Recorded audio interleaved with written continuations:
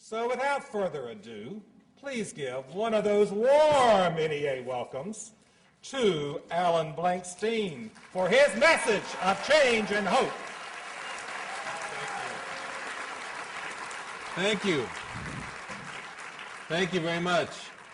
That's very kind and warm welcome, and a very wonderful introduction that I hope I can live up to. And you know, one of the problems with following somebody like John Wilson is you feel like you really have to pick up your game, right?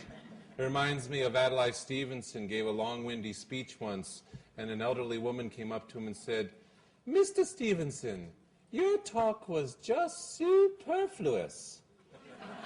To which he said, "Thank you, madam. I plan to publish it posthumously." And she said, "The sooner the better."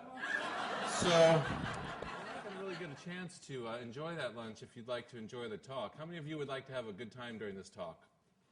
Okay? All right, you're up for that? All right, I'm going to ask you to literally be up for that, and Charlie is going to give us a cue right here, and I'm going to ask you to do what comes naturally, and we'll explain why we did that afterwards. Can everybody get up? Is this NEA?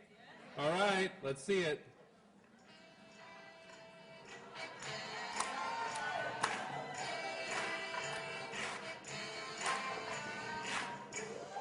What you want, baby, I got it. What you need,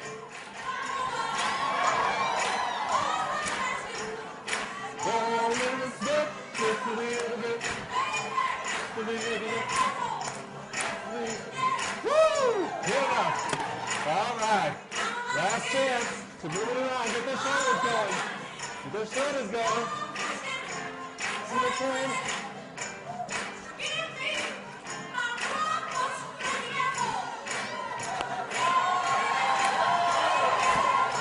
All right, let's bring it on down. Bring it on down, Charlie. There are different ways to do this. And how many of you have been in an in-service before? Okay, then you know that's one way, right? Now, I'll tell you, when I was a new teacher, a veteran teacher, turned to me during an in-service and she said, "You know, I'd like to die in an in-service." And I turned to look at her, since she was right next to me. I said, "Why is that?" She said, "The transition would be so smooth." So that's one thing we're going to try to avoid today, ladies and gentlemen.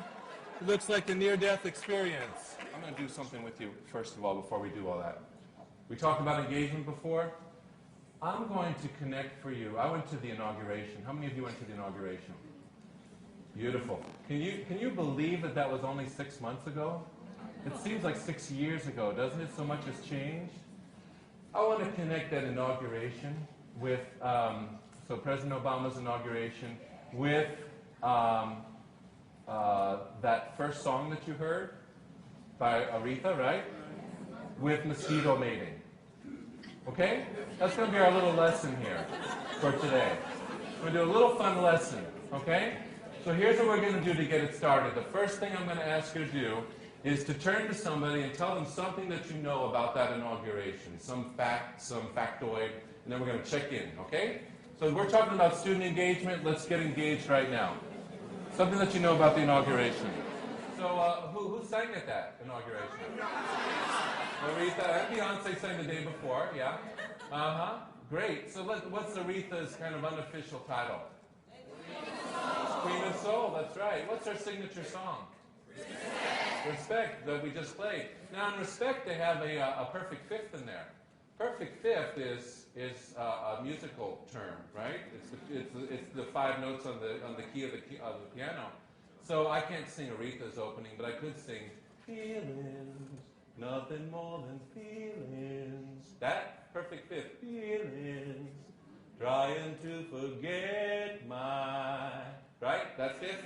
Now that's been famous. That perfect fifth has been known throughout the centuries to be the interval of love.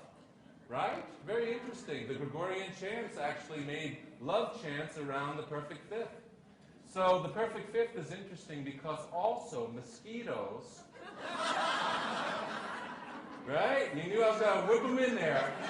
Mosquitoes, they don't just, meet each other and say, "You want to get it on?" Yeah, yeah. And then that's that. The mating doesn't work that way. What happens with mosquitoes is, watch this, is that they have different beating of the wings, right? The male beats at about 600 beats per cycle of the wings, a minute, and the female 400, right? So when they first meet, they don't just mate because they're not in sync. What happens is that they finally get in sync at a perfect fifth. When they hit the perfect fifth, what happens to get there, incidentally, is the male changes his wing beating, of course. Guys, you know. You know how it works, right?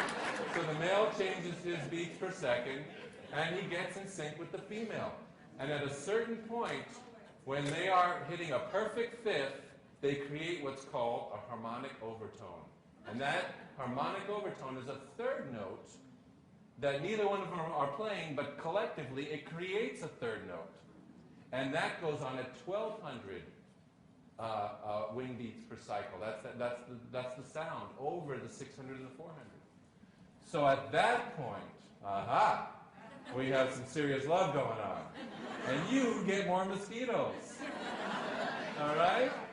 So that's an interesting little fact, and you see how Aretha and the presidential election and the mosquitoes all come together. Now, what we're going to do is we're going to test you for a second, see how you caught all that, see how things are going. Let's check this out. You guys are just going to holler this out for now. I would have you talk about it all if we had more time, but who sang at the ceremony? Okay, and what was the title? There you go, and her signature song? There you go, you hit that, didn't you? How does the song relate to mosquitoes? Now you're going to...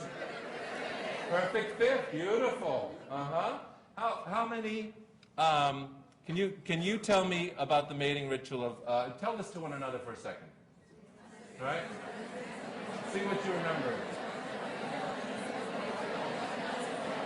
You sound like mosquitoes. It's a beautiful sound.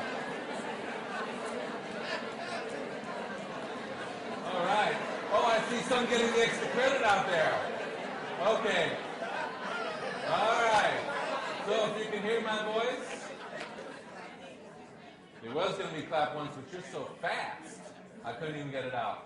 All right, fantastic. So I gathered from what I heard that you got all that right, didn't you? Yes. Now this extra credit piece, that's one way that I want to make sure as a teacher that I have people who know what is being taught, but don't like to take tests, aren't good at it, get nervous with the pen and pencil. So in other words, I'm going to give you some alternative assessments that play to your strength, because I don't care as a teacher if you do well on a paper test until the end of the semester, right? All I care is that you know and that I build on what you know, and that I give you confidence all the time. Let me tell you a couple more things, and then I'm going to have you analyze what we just did. Here's one, is that if we had gone on longer, I would have talked to you about how Obama's from Kenya, or his father was from Kenya. We would have talked about certain tribes there, maybe the Maasai. We would have talked about different languages. We might have had someone speaking a different language for you. Moi, je ne parle que le français avec ma petite fille, par exemple. You know? So we'd have some other languages being taught in the classroom, and we would tie in the social studies, we would tie in the history, we'd tie in the biology, the music, maybe the languages, and then I would have you, all my students, get online and talk to some Kenyan students that we had already prearranged to connect with. So then you've got the internet, and you've got the engagement piece. Now, given all of that, here's what I'd like you to talk about amongst yourself. That's just a backdrop. You don't have to use that, you could, but just talk about the lesson. How did that lesson flow for you? What was working for you? How would you evaluate it? It's a mini lesson, obviously, and how does that compare with what's going on in your school? All right? I'll give you about 60 seconds, 90 seconds to discuss that. Okay, fantastic. So let me talk with you a little bit about what happens when we go into one of these school districts, because as I said, we're in school districts all over the country, but we also have been consulting to regions. So there's a whole region in Michigan that we're working in, and then nations. So after Archbishop became our honorary chair, we started consulting with the Minister of Education to build the nation's capacity there. So we find similar lessons and we have similar assumptions when we walk in. And here's the first assumption. Everyone's already working hard. All right? I would say, teachers, you're among the hardest working people I've seen all over the world. That's you. You put in your extra time, your money, you meet with the kids after school, you do whatever it takes, and your heart's in it, you're the salt of the earth. Teachers and ESP, okay? We rarely, and we've been in some of the poorest schools in our nation, we rarely walk into a place where we see a whole bunch of teachers sitting around saying, you know, I'm going to do a half-assed job today. Maybe by noon I'll get it up to quarter. It's not like that. And you know, I tell administrators too. They say that it's bad for kids to have ADHD. I say for administrators it's a prerequisite. They wouldn't get anything done without it. All right? Next thing, every school has excellent teachers. Are any of you from a school without excellent teachers in your school? Yeah. I know a few of you are going, yeah, right there. But the opposite's also true. I rarely am in a school where every single teacher is excellent, let's be honest. Right? So that means this. It's an internal journey. The answer is in the school, it's in the room, it's in the district. Collectively, we could solve all of education's problems right here. We could. Right? The answer's in the room. So what that means is it becomes our job as leaders to find a unifying purpose that enables us to get past the respective turf issues, the egos, whatever else, the fear, so that we can start to collaborate really effectively. And that's what we try to bring to the table when we work in a district. So let's talk about that for a second. The superintendents we work with, Rosa Smith from Columbus Schools at the time, looked at the statistics. She saw that 75% of the people in Carson, 80% were functionally illiterate. 75% were people of color. She, being an African-American friend of mine, got outraged. She says, we're no longer about teaching math and science. We're about saving lives. And ladies and gentlemen, I'll say increasingly that is our role, whether you know it or not. You know, the Williamsburg, Virginia newspaper did a study on corporate, for-profit prisons. And you know how they determined how many beds to build? Reading in second grade in Virginia. That's how they did it. We have got a battle in front of us, and that's ours. That's our moral imperative to a great extent. So here's what they meant when they were talking about the learning community that they referred to, Newman and Whalers. They said the teachers, and I would say now with their update, we're talking about the whole learning community, ESPs, teachers, the faculty, the larger community, the parent volunteers, the school board, that they have a clear shared purpose for all students learning. Okay? What that looks like is my friend right here, Leah and Denise.